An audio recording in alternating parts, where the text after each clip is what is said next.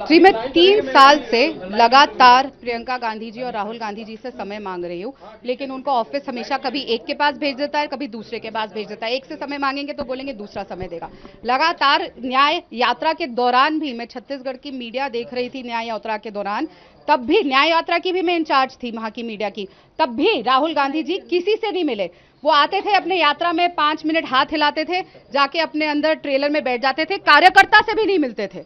लगातार मैं वहां पे बोलती रही कि हमें 5 मिनट मुलाकात करा दीजिए। वो किसी से नहीं मिलते थे। उनको सिर्फ न्याय यात्रा कहने के लिए करनी थी। पता नहीं किसकी न्याय थी। वो ज्यादा तो मुझे लग रहा है कि उनको ट्रैवल ब्लॉगर बनने का शौक है और वो ट्रैवल ब्लॉगिंग कर रहे थे वहां आके और किसी से बात नहीं कर रहे थे। तब भी मैंने ये मैटर उठाया था। मैंने तब भी उनके ओएसडी दोनों को, पीएस को ये बात बताई थी कि ऐसा हो रहा है आपकी यात्रा में। सोचिए, न्याय की बात कर रहे हैं पूरे देश को करने को और उन्हीं के पार्टी ऑफिस बेरर के साथ वहां पे अन्याय हो रहा था, तब भी नहीं सुनवाई, क्योंकि राहुल जी बिजी थे। उनको अपने ट्रेलर में बैठ के पता नहीं क्या देखना था अपने सोशल मीडिया पे। प्रियंका गांधी कहती है लड़कियों लड़ सकती हूँ, और आप कह रही हैं घटना के 2 दिन बाद वो छत्तीसगढ़ भी पहुंची थी, तो क्या आपने मिलने की कोशिश की थी? बिल्कुल बिल्कुल, मैंने लगातार उनके ऑफिस से संपर्क बनाने की कोशिश करी। जैसा मैंने कहा, वो किसी से नहीं मिलती। लड़की हूं, लड़ रही हूं, सामने एग्जाम्पल है, पर उन्होंने ये नहीं बताया था कि लड़की हूं, लड़ सकती नहीं। लड़की हो तो पिटोगी। कांग्रेस का यही नारा है। लगातार अपने नेताओं को बदसलूकी करी जाती है। प्रियंका चतुर्वेदी के साथ हुई, जैसे मैंने कहा। अर्चना गौतम को तो खुद पीटा गया कांग्रेस कार्यालय में। मुझे कांग्रेस कार्यालय में बंद कर दिया गया।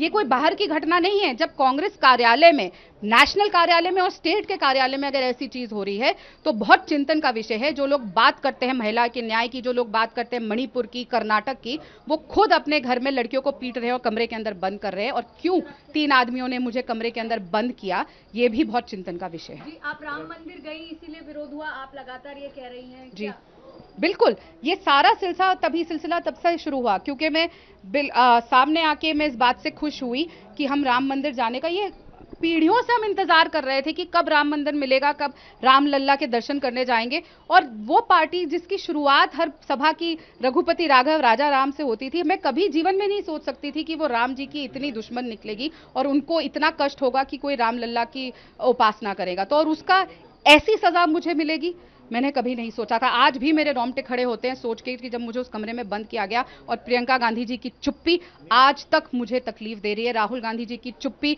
मल्लिकार्जुन खड़गे जी की चुप्पी, जयराम रमेश जी का मुझ पे चिल्लाना, मेरे पास शब्द नहीं है। एक आखिरी सवाल, आप कह रही हैं लगातार आप हिंदू धर्म को लेकर बात करती थी। एक पार्टी बीजेपी जो इस धर्म को बढ़ाती है, राम मंदिर बनवाया, तो क्या आप उसकी तरफ रुख करेंगी? क्योंकि जो आप कह रही हैं, जो विचारधारा, देखिए, मैंने किसी विचारधारा, देखिए, क्या अपने धर्म के बारे में बोलना या अपने किसी आराध्य की पूजा करना कोई पार्टी की विचारधारा है?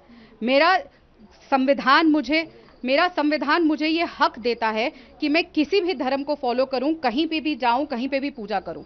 तो इसमें कहीं पार्टी कहां से आ जाती है? लेकिन जब एक पार्टी इस बात का विरोध करने लग जाए, जो स्वयं को सेक्युलर पार्टी बताती है, जो स्वयं को संविधान का रक्षक बताती है, और वही संविधान के खिलाफ करने का काम करे, अपने आप को बाबा साहेब अंबेडकर जी की पार्टी बताती है और खुद ही संविधान के खिलाफ काम कर रही है और लगातार देश भर में चिल्लाते हुए कह रही है कि हम संविधान को बचा रहे हैं। अरे, संविधान तो आप अपने पार्टी में ही नहीं लागू कर रहे। महिला के साथ उत्पीड़न पे आप चुप है। राम मंदिर पे हम जाते हैं तो हमें तड़पाया जाता है। तो ये कौन सा संविधान वो फॉलो कर रहे हैं? असल तौर पे तो संविधान की विरोधी कांग्रेस पार्टी है, महिला के विरोधी कांग्रेस पार्टी है। हर चीज न्याय पत्र कागज से लेके धरातल पर आज तक वो नहीं उतरा है। और मैं फिर बोलती हूं, मैं सवाल पूछती हूं राहुल गांधी जी से, मैं सवाल करती हूं प्रियंका गांधी जी से, मैं सवाल करती हूं खड़गे जी से, मैं सवाल, खैर वो क्या बोलेंगे, वो तो सिर्फ उनके पपेट है। मैं सवाल करती हूं जयराम रमेश से, जिस तीव्रता से, जिस जोर जोर से उन्होंने मुझ पे चिल्लाया था कि तुम ये क्या कर रही हो, आज मुझे बताएं कि इस बेटी को कब न्याय दिया जाएगा। बीजेपी में रहकर काम करेंगी अब? मैं कोई भी पार्टी ज्वाइन नहीं कर रही। अभी न्याय की लड़ाई है, मैं न्याय की लड़ाई लड़ रही हूं। जैसा मैंने कहा, 22 साल में न्याय की आवाज बन के काम करते आई हूं। और जब आज मेरे साथ अन्याय हुआ और मैं चुप बैठ जाऊं, क्योंकि संविधान के विरोधी लोग, राम जी के विरोधी लोग और आरक्षण के विरोधी लोग आज मेरी आवाज दबाना चाह रहे हैं, कांग्रेस पार्टी, तो मैं न्याय के लिए लड़ना कभी बंद नहीं करूंगी।